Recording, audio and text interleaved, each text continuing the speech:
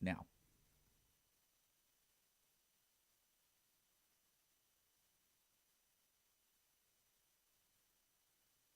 Welcome to Veterans Era, the Veterans Hour, your source for news, talk, and uncensored commentary for the veteran community here on Lone Star Community Radio. I am your host, Douglas B., and you can listen to new shows of Veterans Era the first Tuesday of every month on veteransera.us and on Conroe's FM 106.1 and 104.5, Facebook Live, YouTube, Our City TV, and wherever you get your fine podcasts. As always, a little housekeeping before we get started. You can contact Veterans Air through the website at www.vetransair.us or leave us a message, or better yet, contact us in the studio on our Google phone, 936 344 3083, and that is text only. I am coming to you today from Bernie, Texas. Down here for the 4th of July weekend with DV Tanya and my Apex Predator posse. So, today's show.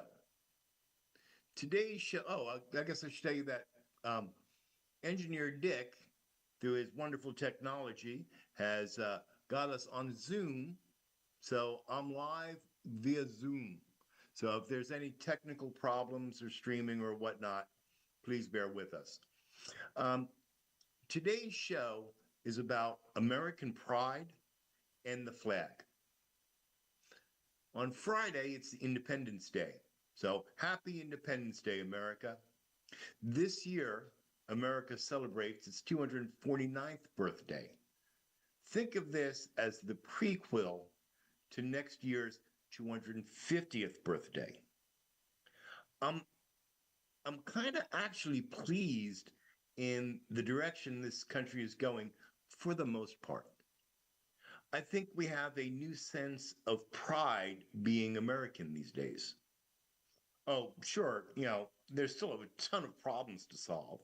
We've got protests and cities burning. We've got government overreach. We've got protests for Queers for Palestine, Kill All Jews. Iran is a peaceful nation protests. We've got illegals ruling the streets and setting fire to self-driving cars. By the way, what the hell is with that anyway? What did those self-driving cars have to do with ICE and immigration? I'm just confused. If any of you guys know why we need to set them on fire, let me know. But for me, America has found a new pride of late. And whether you agree or support the president, that's Donald J. Trump, and yes, he is your president, you've got to admit that he's restored a lot of American pride. Manufacturing, jobs, and investments, they're all coming back to America. Just watch TV, and you can see in the commercials, manufacturers are falling all over themselves to promote that they are American made. Even Amazon has gotten into the spirit by creating numerous ways that you can search for products on Amazon that are only American made. Now, whether you fall on one side or the other side of the fence on this, American made products do a lot of things for America.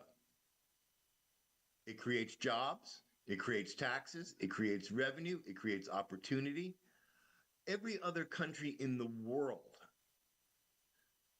ships their products to America, and we buy them because they're cheap. Instead of paying a few dollars more to buy something that a neighbor probably made for you.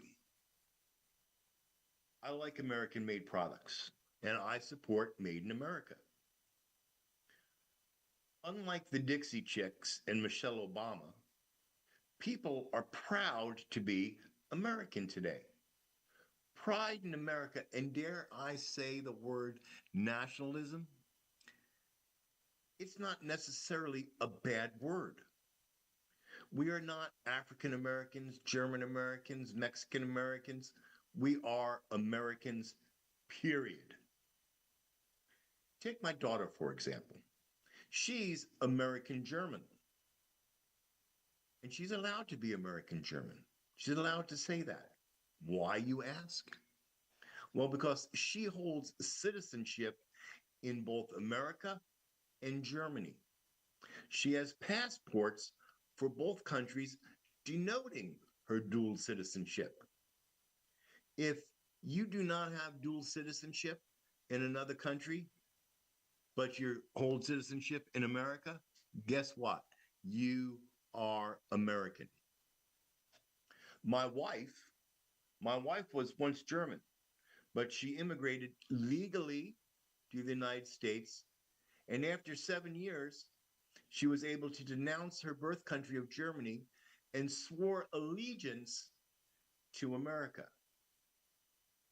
All you veterans out there, um, all you active duty military that are listening to this, we know our oath.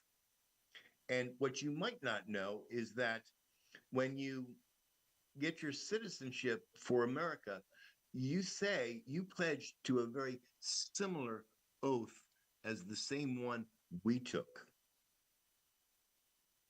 Now, if you ask my wife, she'll tell you that she's American, but she was born and raised in Germany. Born and raised in Germany, came to the United States legally, became a naturalized citizen. And when you ask her now, she'll tell you she's American. Ask her, I detect an accent. Where are you from? Well, I'm from here. I'm from America, but I was originally born and raised in Germany. She's proud to be an American, and that is not a bad thing. It's not bad to have pride in your country. Today, in today's show, I want to talk about the American flag. I want to talk about its history, its etiquette, because it's important. On Friday, I hope to see every single house flying Old Glory, flying the red, white, and blue. It's America's birthday. We're celebrating the birth of our country, not our government, but the birth of our country. And to do that properly, I think that we need to understand the flag, which is the emblem of the United States of America. The United States flag that we know today is a far cry from what it was. In truth, there were numerous flag designs when the revolution first started. And it wasn't until 1777 that the Continental Congress passed the flag resolution. Now, this flag resolution stated, and I quote, resolved that the flag of the 13 United States be 13 stripes alternating red and white, and that the Union be 13 stars in a blue field representing a new constellation. Flag Day, as we know it today, is observed on June 14th of every year. Now, I know scholars still argue about it, but the tradition holds that this new flag, adopted by the Continental Congress, was first hoisted on June 14th at the Middlebrook encampment.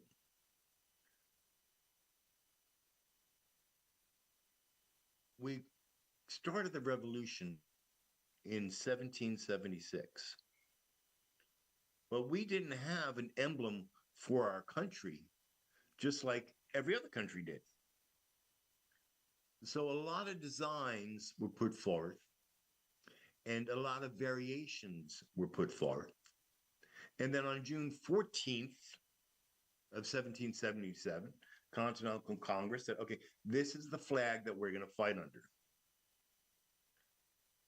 The current design of the US flag, as we know it today, is the 27th version of that flag.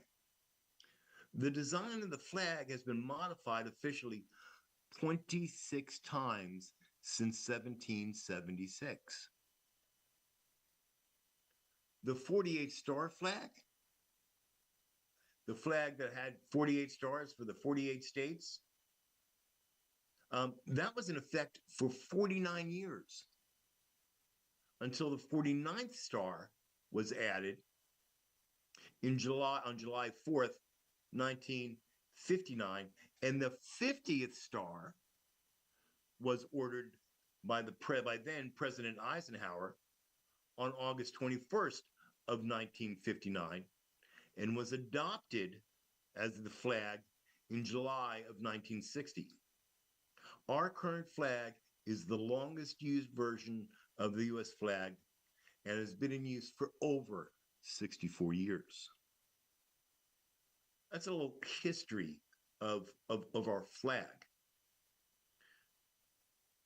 When you look at the flag, the United States flag, Old Glory, the Stars and Stripes, the red, white, and blue, each one of those elements and colors of the flag are actually steeped in a lot of symbolism. Now, we probably all remember from grade school that the 13 stripes represent the 13 original colonies, that each star is for each state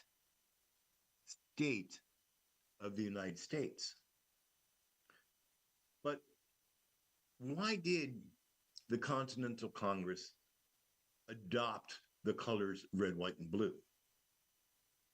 Again, steeped in symbolism. The red symbolizes the courage and willingness to sacrifice for freedom and the nation, representing the blood shed by those who fought for this country.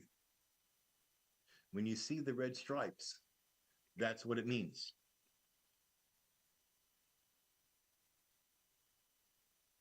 Pardon me, that's the boss. Say that again, get rid of her.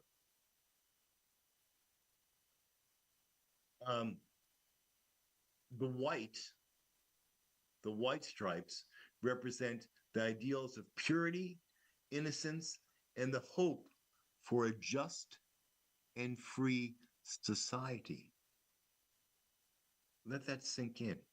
It's the hope for a just and free society.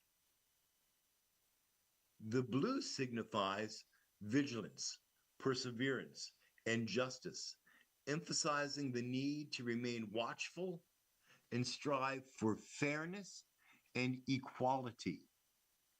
Strive for fairness and equality. The flag, when you look at it, steeped in symbolism, steeped in meaning, and it's important that we as citizens understand that when we look at our flag. That's not sinful pride. That's not the bad word nationalism. That's just fact. Go ask a Brit what the Union Jack means and what it stands for, and they can tell you. Go ask the Mexican what his flag stands for, and he'll be able to tell you, and what its symbolism means. We, as Americans, should have the same pride in our emblem of our country. Remember, our country is not our government. Our government continuously changes and evolves for the good and the bad. But our country shall remain. Speaking about pride and being American or being a national of another country leads me to talk about the Pledge of Allegiance. Because on the 4th of July, if you're attending any celebration at all, you're going to say the pledge or not, as you so choose. When I was growing up, we recited the pledge every morning in school, every single morning. When I was on active duty, we saluted the flag every time we entered a room or the flag passed before us. Doing so, we reaffirmed our pledge. Today, as a veteran, we salute the flag and recite the pledge at the opening of every single VFW, American Legion, or DAV meeting. Every single one. We salute and say the pledge. Civilians take their hand, their right hand, they place it over their heart. If they have a hat, they remove the hat, place it over the shoulder with the hand over the heart, and they recite the pledge. That's the way they salute. Now, a few years ago, the Congress passed a law saying that veterans, if they so choose, can salute the flag even if they're not in uniform. When you attend one of the veteran service organizations membership meetings, you'll see them in various different dresses, but they all have the same cap. That's considered the uniform. But now veterans, if they so choose, can salute the flag when they see it. When a veteran is sitting on the sidelines, sporting events, parade, whatever the case may be, and the flag passes in front, they stand up and they salute it. Every lottie-dottie one of them stands up. Why? Why would they do that? They pay honor. They pay honors where honor is due. And that's not a bad thing. They're not, by doing so, they're not saying, I agree with the government. They're saying, I pledge my loyalty, my devotion, and even my blood to protect the ideals of what this flag stands for.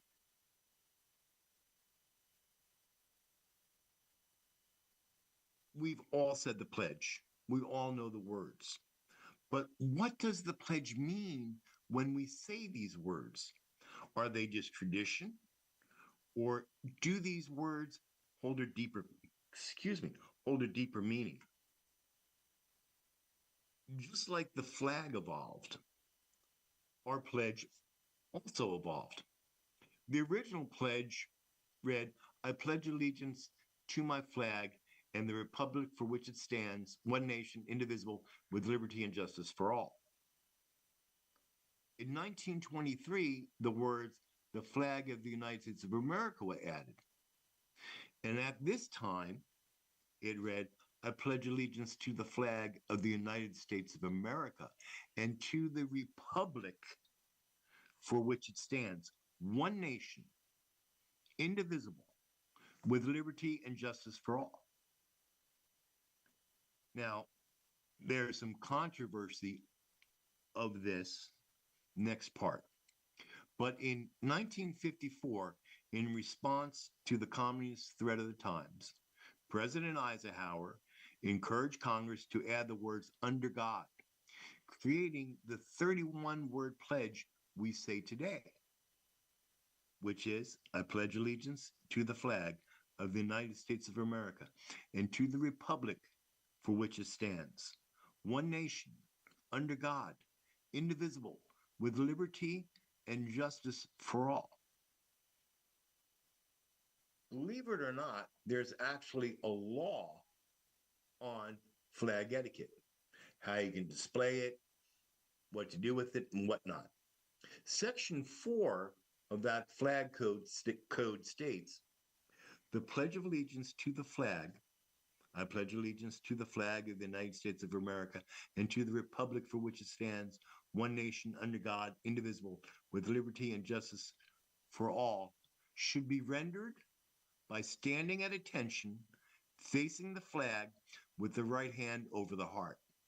When not in uniform, men should remove any non-religious headdress, with their right hand, hold it over their left shoulder, the hand being over the heart. Persons in uniform should remain silent facing the flag and render the military salute. There's actually etiquette.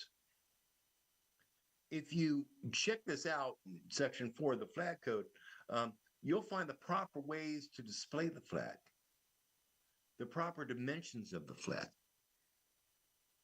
so forth and so forth. And we'll get more into that.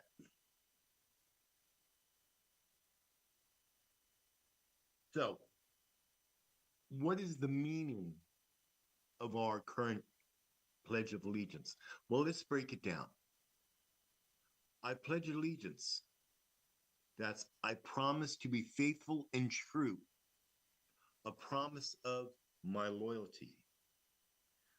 To the flag, I'm pledging allegiance to the emblem that stands for and represents of the United States, of all 50 states and territories, each of them individually states represented on the flag. I pledge allegiance to the flag of the United States of America, yet formed these individual states and territories, yet formed into one union, into one nation. And to the republic, I also pledge my loyalty to the government that is itself a republic, a form of government where the people are sovereign. This is important. And to the republic. I'm pledging my loyalty to the republic, a form of government where the power of that government is vested in the people.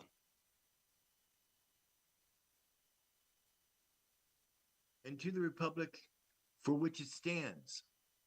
This government also being represented by the flag, to which I promise loyalty. You don't have to like your government, but you do have to be loyal to its form. I'm going to talk more about that. One nation under God. 50 individual states are united as a single republic under the divine providence of God. Does it say the Christian God? Does it say the Hebrew God? Does it say the Muslim God? It just says divine providence of God. Indivisible, which means these 50 states cannot be separated. No, you cannot withdraw from the Union. With liberty, the people of this nation being afforded the freedom to pursue life, liberty, and the pursuit of happiness. For all, these principles afforded to every loyal American, regardless of race, religion, creed, or any other criteria.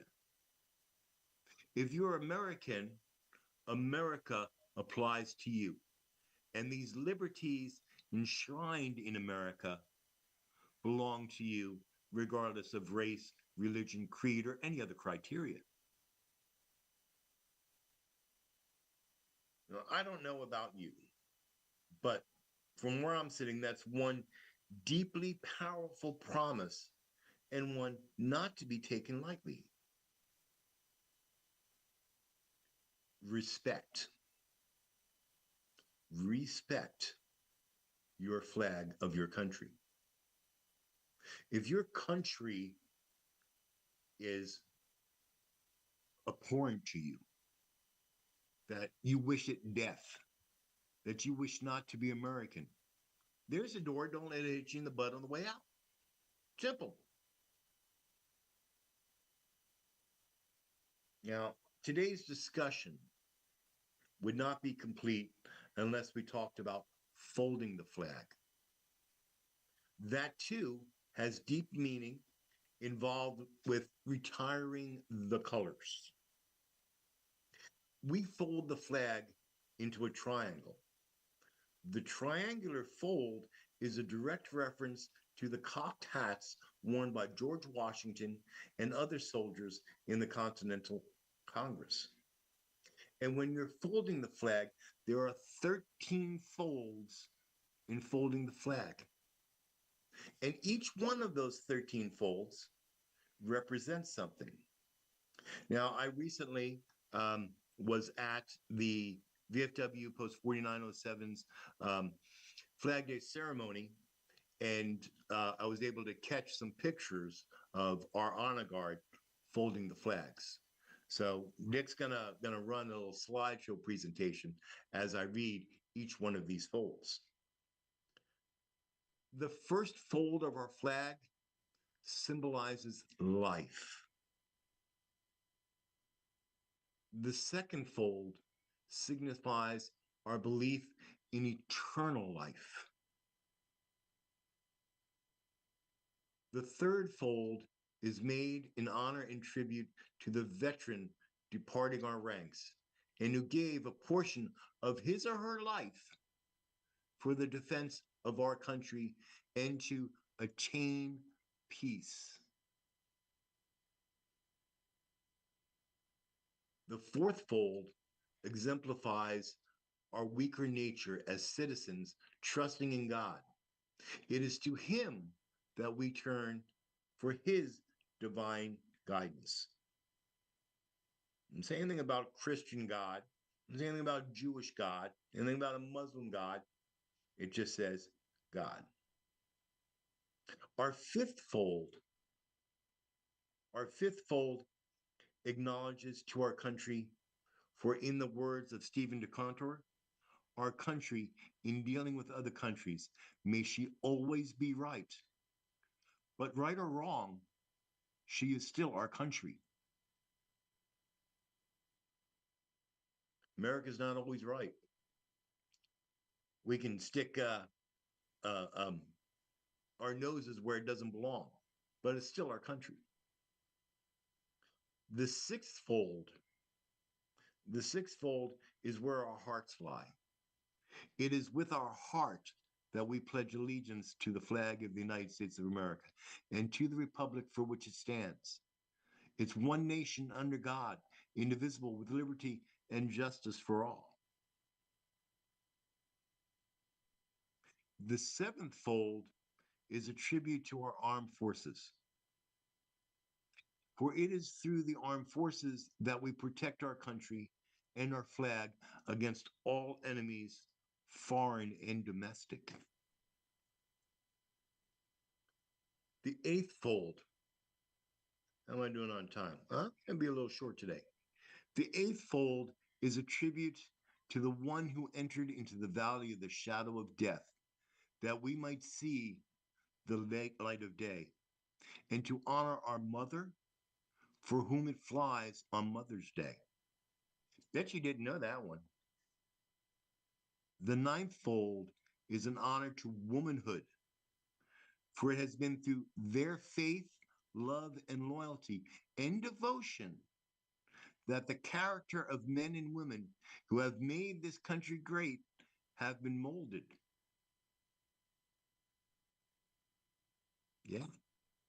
The 10th fold is a tribute to the fathers, for he too has given his sons and daughters for the defense of our country since he or she was first born.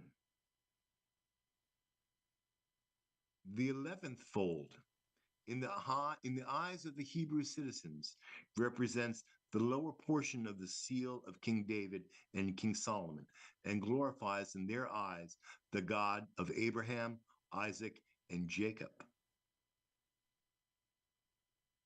The 12th fold, in the eyes of Christian citizens, represents an emblem of eternity and glorifies in their eyes God the Father, the Son, and the Holy Ghost.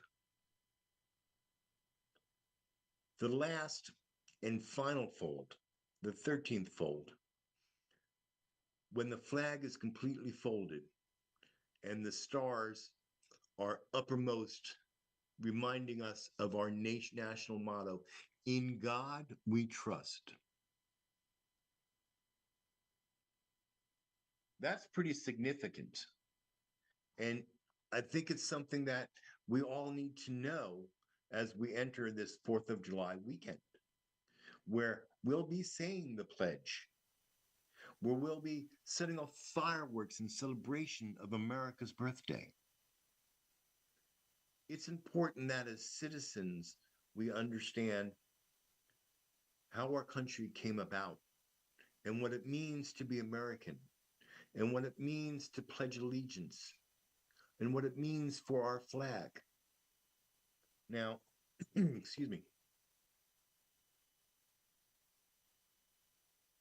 if you read the founding documents, the Constitution, the Declaration of Independence, and so forth, and you read these papers, and you'll come to the realization that nowhere in these documents that formed the United States of America does it say anything about a democracy, about the United States being a democracy, about protecting democracy. And it just chaps my butt every time I hear one of our elected representatives say we're protecting democracy. I don't want you to protect democracy. Democracy has nothing to do with America. America is a republic. The power of the government resides in the sovereign citizenship. Sovereign citizens. And say that one more time.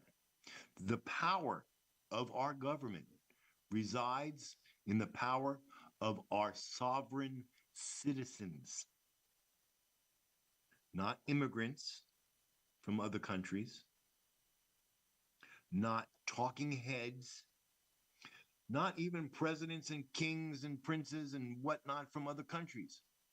No, no, no. We don't have to appease them. The government does not have to appease them. The government has to appease one person, one class, and that's its sovereign citizens. And when that government loses sight of that, then perhaps it's time to take a look at how the government governs. So I don't know about you, but I don't feel that I'm governed. I exist in a nation of laws that I must comply with.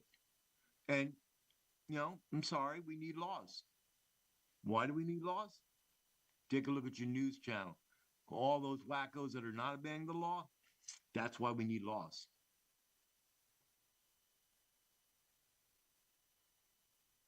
I digress, I know. But you know me.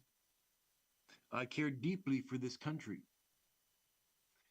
And for me, it's about dignity and respect. Those are our watchwords. They're keywords. They're touchstones for me. Dignity and respect.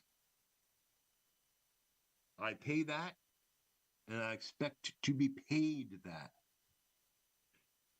You're an American. You should expect dignity and respect. And you should also offer dignity and respect, not only to each other, but to your mom and dad if deserving, to your country, to your flag, your emblem, and to the ideal of what the government was supposed to be, a republic, not a democracy. Any politician that tells me they're working to save the democracy has automatically lost my vote because they have no idea why they're there. If they think that they're working for a democracy, then you're working against the principles of the United States of America.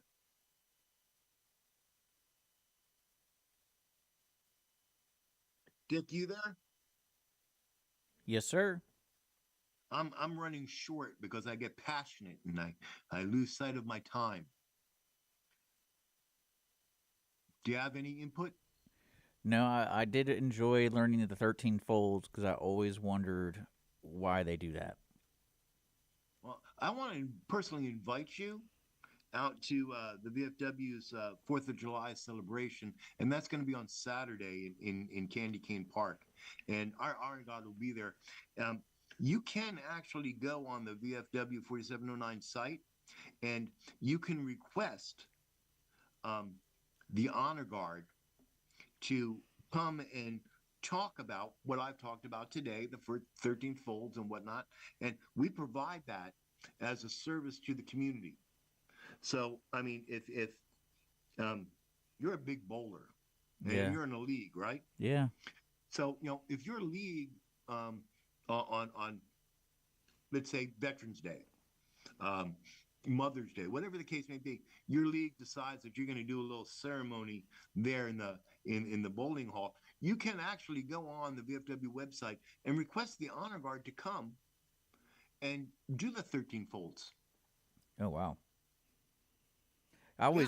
I always thought the 13 folds were designated for fallen soldiers because of the gift they give the flag to the deceased one's parents or loved one. Well, um, the flag is folded. Well, That's the when only a time I see soldier a flag dies, folder. Like that's the only time I ever seen a flag folded in front of me. when a soldier dies, or someone who served his country, their coffin is draped in the United States flag, and it's a special length flag, by the way, just so you know. Um, and the honor guard comes and they fold up the flag with these 13 folds, and they present it to the next of kin, and they say to the person receiving the folded flag, on the behalf of a grateful nation, your son, your daughter gave his last full measure of devotion. Um, and that is an honor that is reserved for those who have served their country. Now, when I die, I'm requesting a full military funeral. I want the flag presented to my wife. I want 3 volleys. Um, I want pretty words to be said. I want to be buried with my medals and my campaign ribbons. Um, and as you know, I do this a lot. I intern a lot of veterans in military cemeteries, national cemeteries across the country. And I do this because they have earned that honor, that dignity, and that respect. They did what others could not do. And the flag, to a military person, that flag means something. They were willing to fight and die for the ideals embodied in that flag. Independence Day should be a day that Americans reaffirm their commitment to their country. What was it that President Kennedy said? Ask not what your country can do for you, but what you can do for your country. It was a simpler time back then, but those words still remain true. We, the people, have the power. If we don't like what the government's doing, we can change it. We can change it without burning cars. We can change it without looting. And we can change it without burning the American flag on the filthy streets of our cities. I'm sorry, I got a little ticked off at that. Yeah. Now, you know me, I'm very passionate. Yep. Very passionate.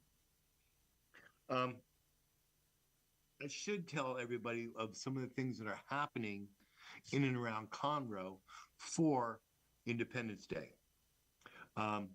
There are going to be fireworks, concerts, and celebrations at the Heritage Place Park. There's going to be the same thing at Lake Conroe. The Conroe Symphony Orchestra. Did you know that Conroe had a symphony orchestra? Yep.